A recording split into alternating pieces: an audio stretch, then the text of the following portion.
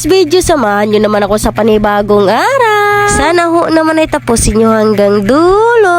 For today's ganap nga pala mga kalablab ay pupuntahan namin sina mama sa city. At wala naman talaga akong balak na pumunta doon sa city kina mama. Pero itong Diyosawa ko ang kulit-kulit. Ilang araw na talaga nagyaya sa akin na pumunta roon. Hinihintay niya talaga akong matapos magtupi. At tamang-tama naman ito mga kalablab pagkatapos kong magtupi at itong bibiyaning namin ay nagising na. At sabi ko naman kay Papa Tisoy, uy, nakuhanan niya ako ng diaper para kay bibiyaning. Ay, aba, itong Papa Tisoy namin, hindi talaga nagre-reklamo ba? Super excited talaga na pupunta sa city. Oh, no! Habang binibihisan ko naman itong bibiyaning namin mga kalablab ay tignan nyo naman itong mag-ama ko may ginagawa din. First time kasi na magkaroon ni Kuya Jinril na relo ng gagaya ng ganyan na magta-touch-touch sa sa screen ba.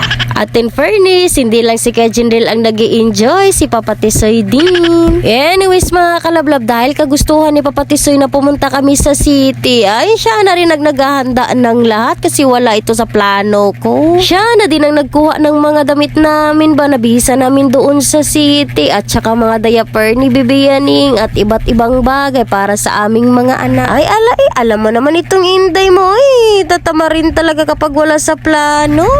Hindi naman kasi ito maglakaw-lakaw itong Diyosawa ko na mag-isa kapag hindi kami kasama. Kaya ayan naman inyong inday, pumayag na. Buti na lang talaga mga kalablaboy, may natira pa akong luoy-luoy sa aking Papa Tisoy. Dahil naluluoy tayo kay Papa Tisoy, kaya't ako na yung nagbibihis kay Bibi Kulot namin. At alam naman ito ni Papa Tisoy na struggle talaga na bihisan itong Bibi Kulot namin. Sobra pa talaga sa struggle kasi alam nyo naman itong Bibi Kulot namin ay magpili-pili talaga iyang susuotin na damit niya. Di naman kasi ako nagrereklamo sa kanya. May mga bata talaga na ganyang mag-isip ba. Char lang!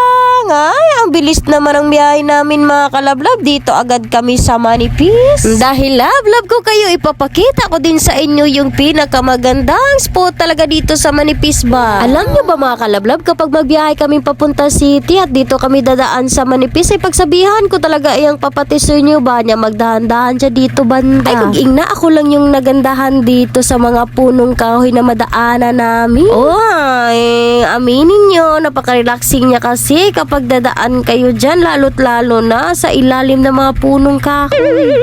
Ay, balik na tayo dito sa video. Ay, napakamaritis mo talaga, inday. Kaya pala ako natablahan ng aking gutom-gutom. Ay, nakalimutan ko pala na hindi kami nagtanghalian kanina ni Papa Tisoy. Buti na lang talaga mga kalablaboy, may nadaanan kami na tindahan at nagbibenta sila ng barbecue sagi. Kaya tagad ko naman itong iniyaya ito mga kasama ko na kumain muna kami ng barbecue saging ba. Sabi ko kasi sa kanila ay mag-stop over muna kami para mabangilan itong kagutom-gutom ko. Oy!